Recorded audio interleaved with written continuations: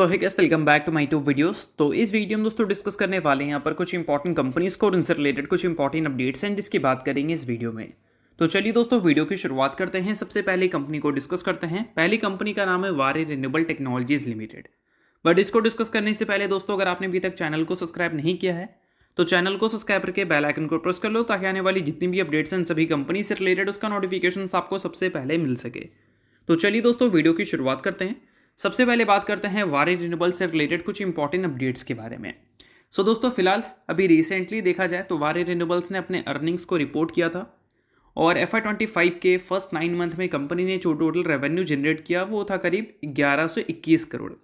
देखा जाए तो कंपनी ने स्टार्टिंग में बताया था कि इस फाइनेंशियल ईयर कंपनी 2600 करोड़ तक रेवेन्यू अचीव कर सकती है और 2600 करोड़ तक अगर कंपनी को जाना है तो अगले क्वार्टर में बहुत बड़े रेवेन्यू दिखाने पड़ेंगे और जितना कंपनी ने फर्स्ट 9 मंथ में नहीं दिखाया उससे ज़्यादा दिखाना पड़ेगा।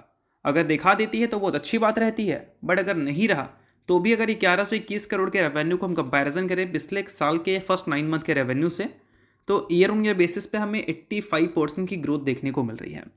और वही profit after tax 135 crore report हुआ है जो कि पिछले साल के फर्स्ट 9 मंथ से 43 या फिर 44% बढ़कर हमें देखने को मिली है।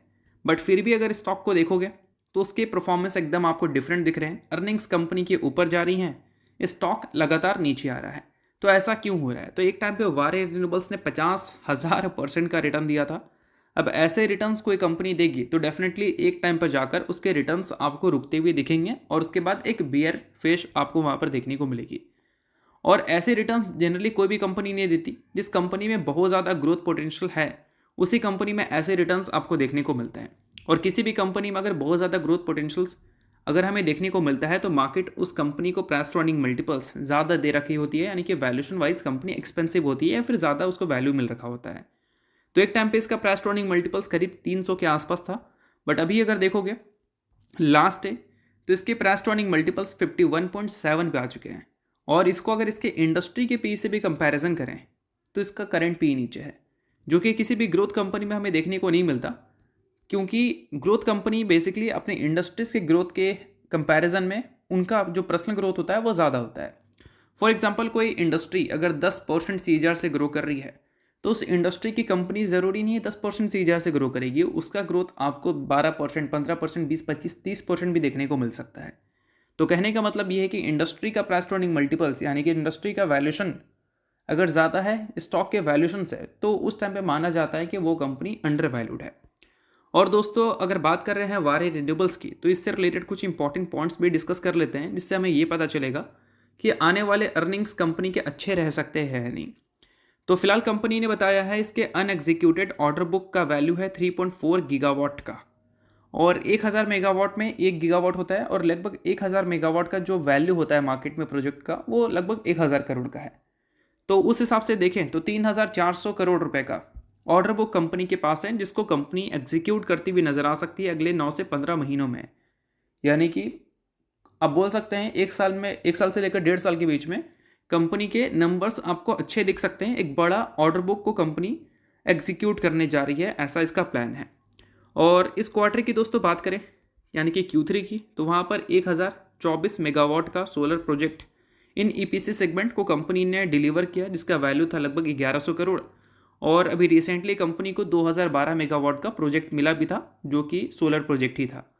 तो लगभग इसका जो वैल्यू था वो करीब करीब बोल सकते हैं 2000 करोड़ के आसपास का था।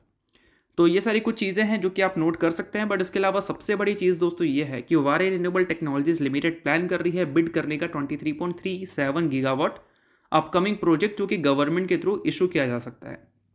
और ये प्रोजेक्ट अगर इसको मिल जाता है तो बोल सकते हैं कि वारे रिन्यूएबल्स के लिए एक लाइफ चेंजिंग प्रोजेक्ट हो सकता है, क्योंकि अभी इसका प्रोजेक्ट का वैल्यू क्या है या फिर बोल सकते हैं ऑर्डर बुक का वैल्यू क्या है 3 गीगावाट।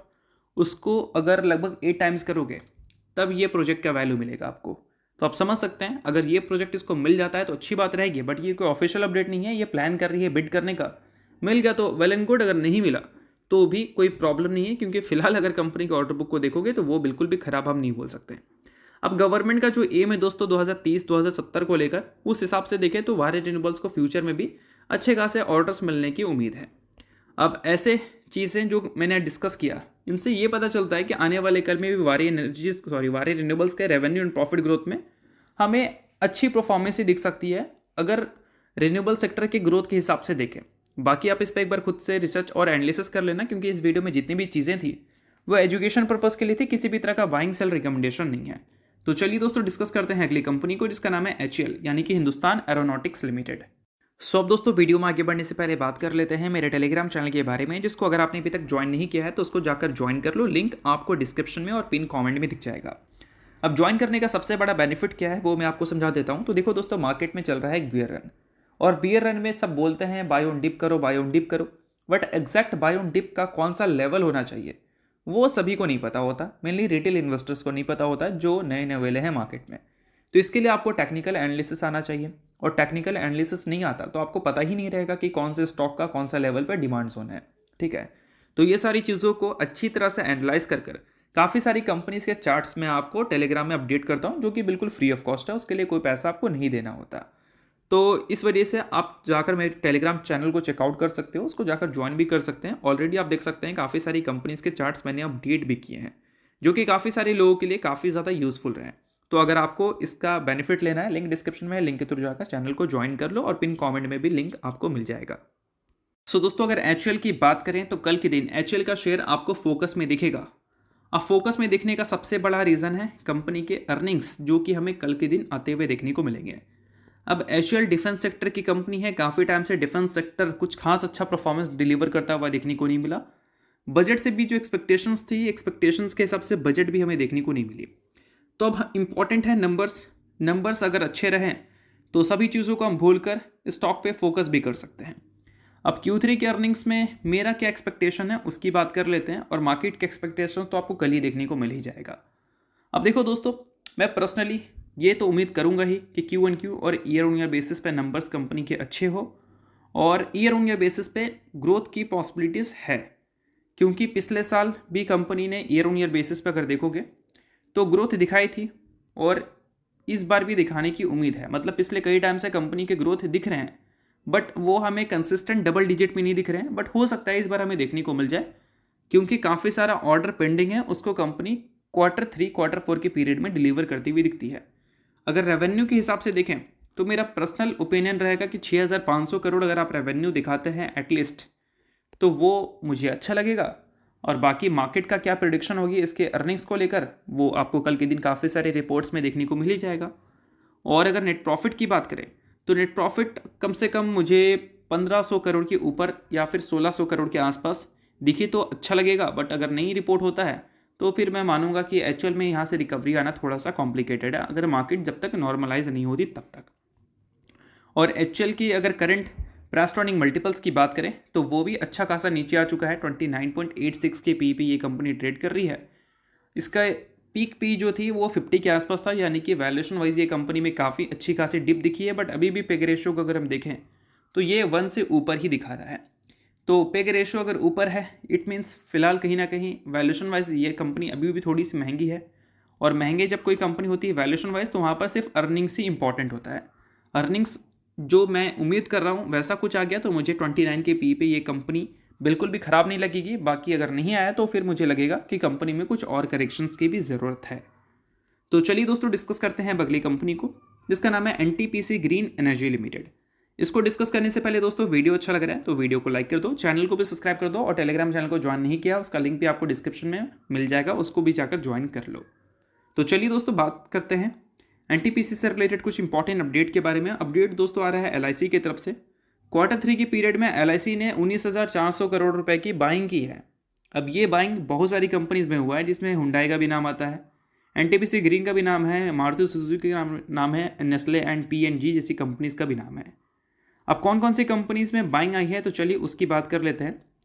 तो देखा जाए तो कुछ बड़ी कंपनी का नाम यहाँ पर मेंशन किया गया है, जिसमें पहला नाम है मारुति सुजुकी का, 2,913 करोड़ की बाइंग आपको देखने को मिली है LIC का Q3 के पीरियड में। नेस्ले में 2,774 crore, Procter and Gamble hygiene में 2,000 करोड़ के आसपास, NMDC में 2,006 करोड़, रिलायंस इंडस्ट्रीज़ में करीब 1,810 करोड़, हिंदुस्तान जिंक में 1,646 करोड़। और उसके अलावा कुछ कंपनीज में ऐसी है, मतलब कुछ कंपनी ऐसी भी है जिसमें सेलिंग भी आई है, जिसमें टाटा पावर जिसमें 1,931 करोड़ की बिकवाली हुई है, इन्फोसिस में 1712 करोड़, एसएल टेक्नोलॉजी में 1600 करोड़, और सॉरी एसएल टेक्नोलॉजी में 1600 करोड़, जिसमें और भी कंपनीज इंक्लूड है। लाइक 1600 करोड़ का जो अमाउंट है उसमें एसएल टेक्नोलॉजी के साथ TCS, Divi's lab, ICICI bank, Sun Pharma and Vedanta जैसी कंपनीज भी हैं, ठीक है। और कुछ कंपनी में एलआईसी ने पहली बार इन्वेस्ट किया है, जिसमें हुंडई मोटर्स का नाम आता है, एनटीपीसी का नाम आता है, कोचिंग शिपयार्ड का नाम आता है, रामाकृष्ण फॉर्गिंग्स का नाम आता है, आरबीएल बैंक और ओसीसी लिमिटेड। तो ये सारी कुछ कंपनीज हैं जिसमें एलआईसी ने पहली बार एंट्री ली है।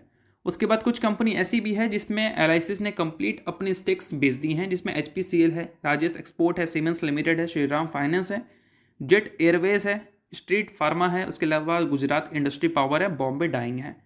तो ये सारी कुछ इंपॉर्टेंट कंपनीज थी जिसमें एलआईसी की प्रेजेंस आती हुई दिखी है या फिर थोड़ी हटती हुई दिखी है। तो वो सारी कंपनीज को आप नोट कर सकते हो। अब एलआईसी ने बेचा खरीदा तो इसका मतलब ये नहीं कि वो बहुत अच्छा हो या बहुत ख़राब हो गया। एलआईसी को बेसिकली प्रेफरेंस इसलिए मिलता है क्योंकि बहुत बड़ा इंस्टीट्यूशन है, इस वजह से आप बोल सकते हैं। इसकी बाइंग की न्यूज़ जब आती है तो उसके आर्टिकल्स बहुत ज़्यादा आपको देखने को मिलते हैं। तो चलिए दोस्तों डिस्कस करते हैं अगली कंपनी को, जिसका नाम है टीटी लिमिटेड, जिसने रिसेंटली दोस्तों 1:1 के रेशो में स्टॉक स्प्लिट का अनाउंसमेंट किया है। और इसका जो रिकॉर्ड डेट है वो हमें वेडनेसडे यानी कि कल के दिन देखने को मिलेगा। तो कल के दिन अगर ये स्टॉक 90% आपको नीचे दिखे तो इससे बिल्कुल भी हैरान मत होना, क्योंकि रिसेंटली जो स्प्लिट अनाउंसमेंट किया है उसका एक्स डेट यानी कि कल के दिन इसका एडजस्टमेंट आपको देखने को मिलेगा। तो किसी भी तरह का बाइंग सेल रिकमेंडेशन नहीं है, बट न्यूज़ थी इस वजह से मैंने बता दिया। बाकी आप चाहो तो खुद से रिसर्च कर सकते हो। तो चलिए दोस्तों ये वीडियो यहीं तक था। करता हूँ वीडियो आपको अच्छा लगा, वीडियो चला लाइक कीजिए, पहली बार सब्सक्राइब कीजिए। वीडियो के लिए बहुत बहुत शुक्रिया।